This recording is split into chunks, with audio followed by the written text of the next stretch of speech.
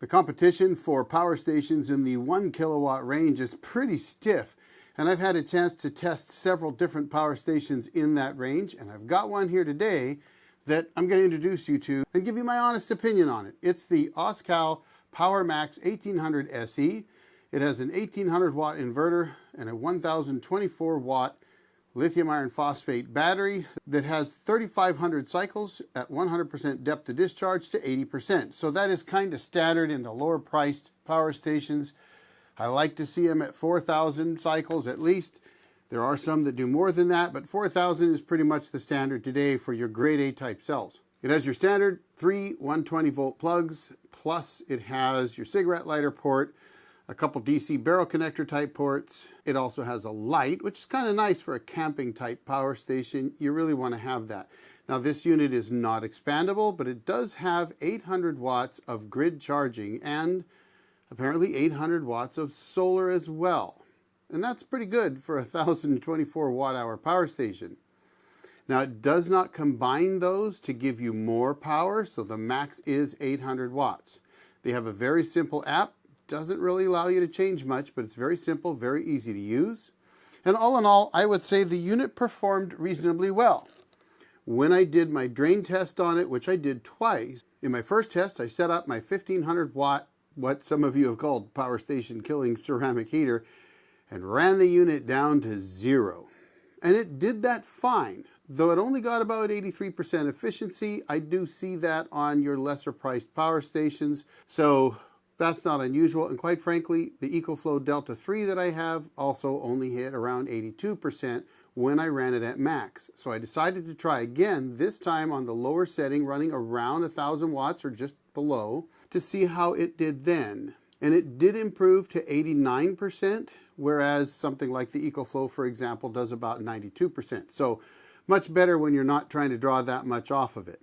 Now it did have a fairly high idle consumption power when the inverter is turned on and left on, and that was 30.7 watts per hour, which is pretty high. Though I'll say that my Opus Mega 1 is about 28 watts. Now the EcoFlow, of course, that one did do better there at about 16.5 watts. So I think for the most part, people aren't really using these because they're not expandable. For home backup type stuff, these are the kind of power stations that you're going to take with you out camping, so that's something to bear in mind. Now the fact that it has 800 watts of solar, I was fairly impressed with, and when I tested it on solar alone, I was getting 574 watts at the max off of my two 400 watt solar panels that are in parallel, because it does have a lower voltage on its MPPT controller of only 60 volts rather than, say, like the Opus, which is at 80, though to be fair, the EcoFlow is also only at 60, as well as my Dabsons. So 60 seems kind of a standard. I would like to see that higher though, because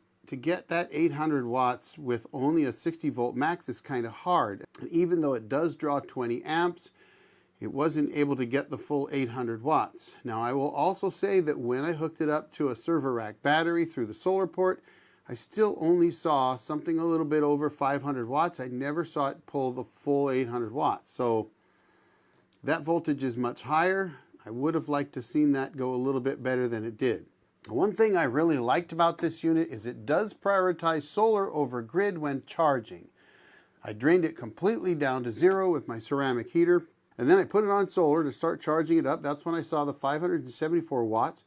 Then I decided to go ahead and plug it in the grid and see what happened then, and it only drew about 226 watts off of the grid because it was prioritizing the solar, so I do like that.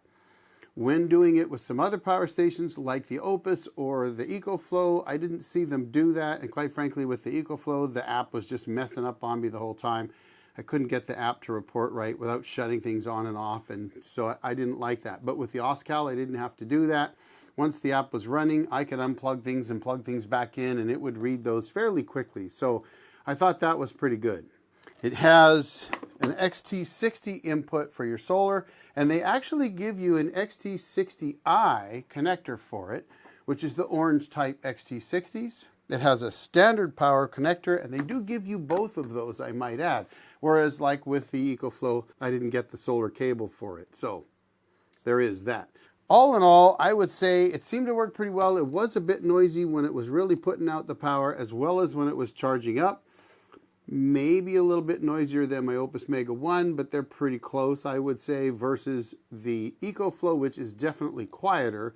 Though I've had some trouble with the EcoFlow charging back up after draining it the same way I did this one. The EcoFlow got too hot and shut down. This unit did get to 105 degrees Fahrenheit, but it never shut down. So I got to give them credit for that. I think it's fairly close to these other units in its same class. The only thing that I really thought about it when I was testing it was that I think the price is a bit too high. And here's why.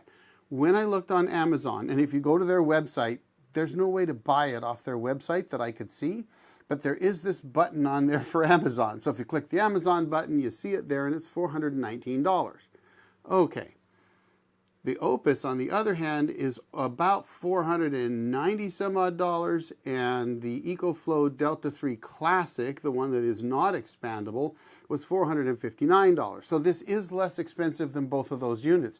So I think from a pricing perspective, if the price stays at $419, but I could spend a little bit more and get an EcoFlow or an Opus, I'd be honest, I'll get the expandable unit instead and spend a little bit more money because I can really push those units and expand them quite a bit.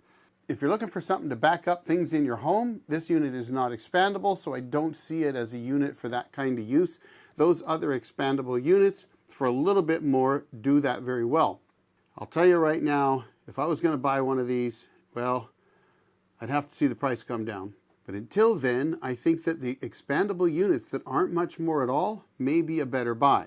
So if Oscal drops the price down significantly enough that when you're looking at the two units and you need something for camping and you don't need the expandability, with its 800 watts of solar, that's kind of nice when you're out camping, because even if you only have a 400 or 500 watt solar panel, you're going to charge it up pretty quickly. So I think that's a nice feature. And the fact that it has a light, for camping type units, I really like when they have lights on them. I think that's pretty nice.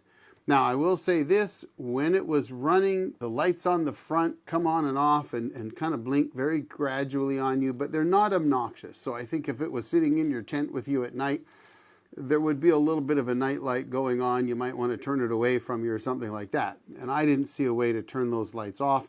It's just the lights on the buttons themselves. It's not obnoxious. I just like to see a way to turn those off. So there you have it, folks. My honest opinion about the Oscal PowerMax 1800SE. I want to thank Oscal for sending it to me and letting me beat it up. I think anybody risks sending me a power station because you know I'm going to abuse them. But it handled it well today, so I'll give them a kudos for that. And I did like the fact that it prioritized solar over grid when charging and that it never overheated like the EcoFlow.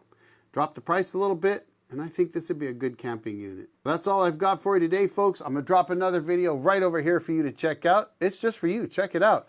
And thank you to all my members. Thanks so much for supporting the channel. And thank you for watching today's video. I got more to do, so the old Jarhead's going to step out of here and get to work. Y'all have a great day. The old Jarhead out.